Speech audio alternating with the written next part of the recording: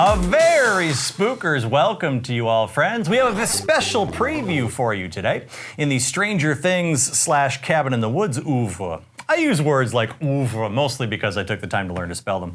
Primordial Secrets, a deck building game for 2 to 4 players from GLHF Games. No relation. No, really. This company is named GLHF Games, but it's not us. We swear.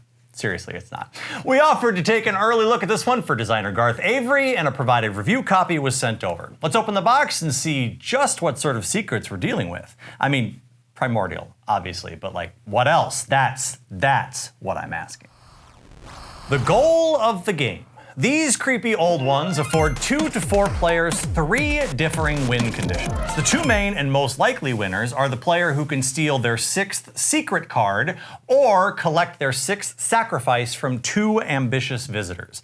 The game will also end if this stack of royals is completely emptied, at which point the winner is determined by scoring 1 point for each royal, secret, and sacrifice. You'll be deck building and attacking other players for about an hour plus, depending on player count and which victory condition ends up happening. We start here set up for a 2-player game. Each of us has the standard starting deck shuffled together, consisting of 7 messengers, 4 musicians, and an advisor for a total of 12 cards. We also have a stack of 5 starting intent cards, a deck of 6 secret intent cards ready to be plundered by the other players. Finally, the court is the trade row for the game and starts with 7 pawns and 7 royals. Each round of the game has 2 phases. The first is the plotting phase, played simultaneously. Each player will draw 6 cards off the top of their deck and choose 3 that will host visiting players and 3 that will be eligible to visit others.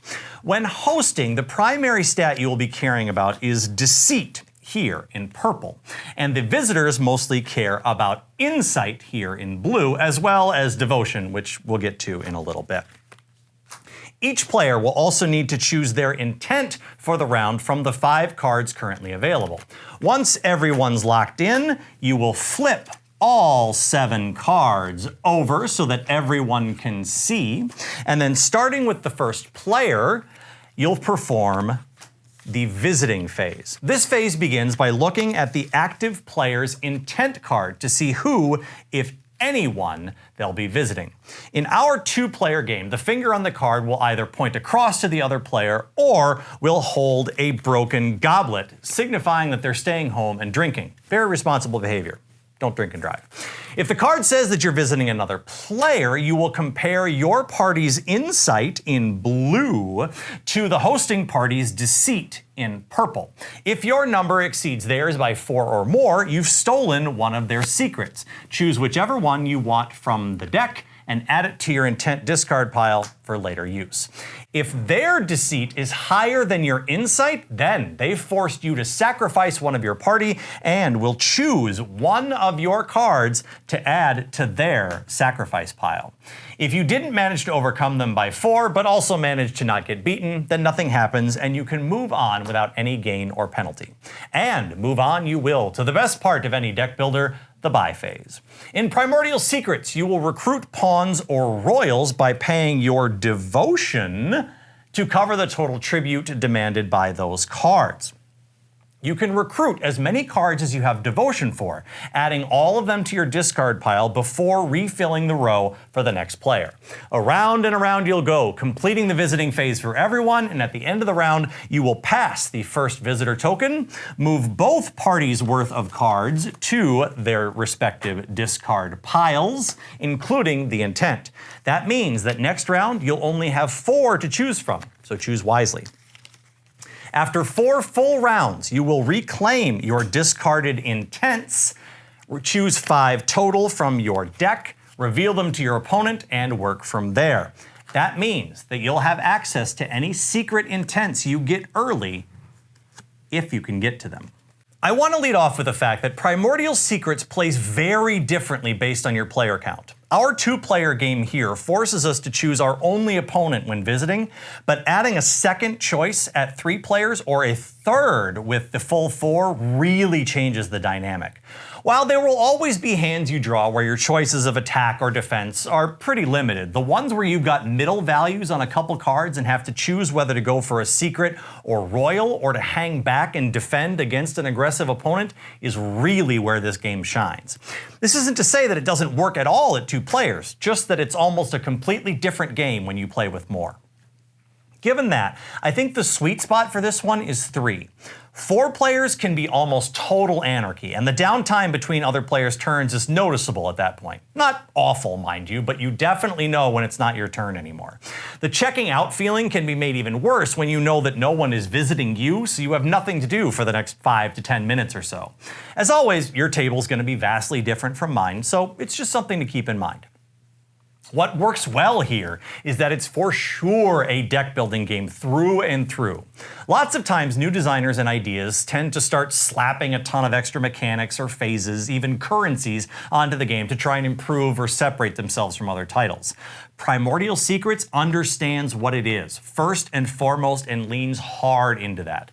You are building a chaos machine, and the finer you can tune it, the more effortlessly ruthless you can be.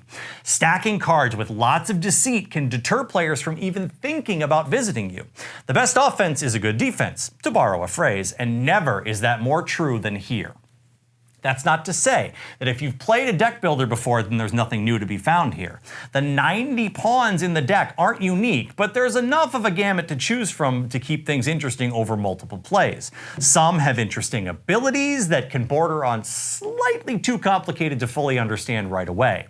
If more than a couple of those hit the court at once, it can take a while as the active player reads them and tries to understand if they'll work according to their overall plan. Which leads me to my next point. There's lots of ways to craft your machine, and some work better than others.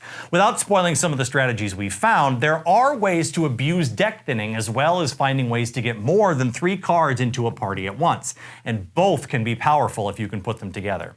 This is another reason why I think Primordial Secrets works better at 3 players than 2. There's more players to actively block certain strategies from overwhelming the table. Where Primordial Secrets may fall short for you is that it's not exactly instantly accessible.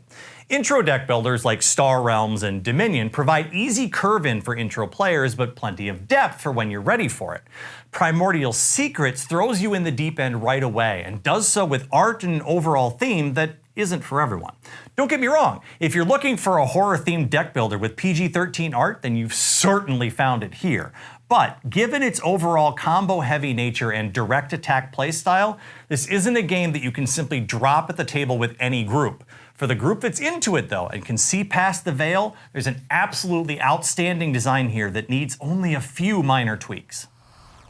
Primordial Secrets brings some new squick to the deck building genre and does so without feeling too overwhelming or too daunting. Let's go through our checklist before I give you my final thoughts. In the box, rulebook clear and non-gender pronouns. I think the rulebook I have could use another once-over before it goes out to people, as there's some basic information missing and some additional organizational problems. There's a nice section in the back that goes through some of the more complicated interactions, and it does use second-person pronouns you and yours to denote the player throughout. Iconography clear. There are 4 main icons you'll need to learn, with an additional one that becomes relevant later on in the game. They should all be easily cemented in your brain after just a couple rounds. Packaging well done. Unclear. The box I have is just bags of cards tossed in, so I'm hoping it evolves a little bit before it makes it to your door. On the table.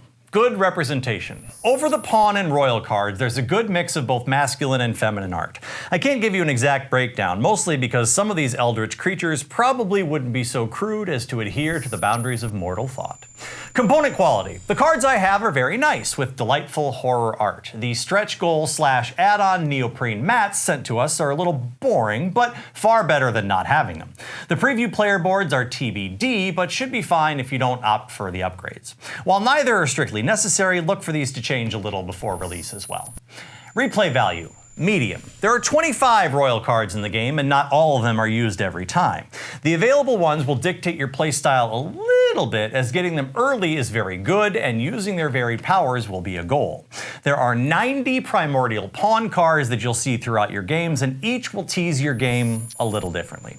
Fun to lose. It can be, for sure. While there hasn't been a true runaway leader issue in any of our testing games, it's certainly a bummer if one player is able to amass a couple good secrets early and also gets lucky with the court. Still, this has been a rarity in our games.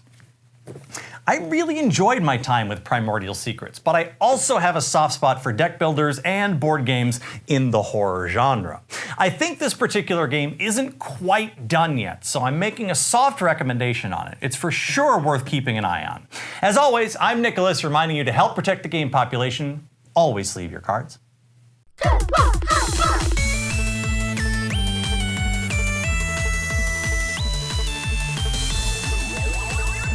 Hey everyone, if you liked our video, please hit that sub button and ring the bell for notifications. Check out all of our other offerings at goodluckhighfive.com, and please consider becoming a patron of the channel over at patreon.com/GLHFmagic.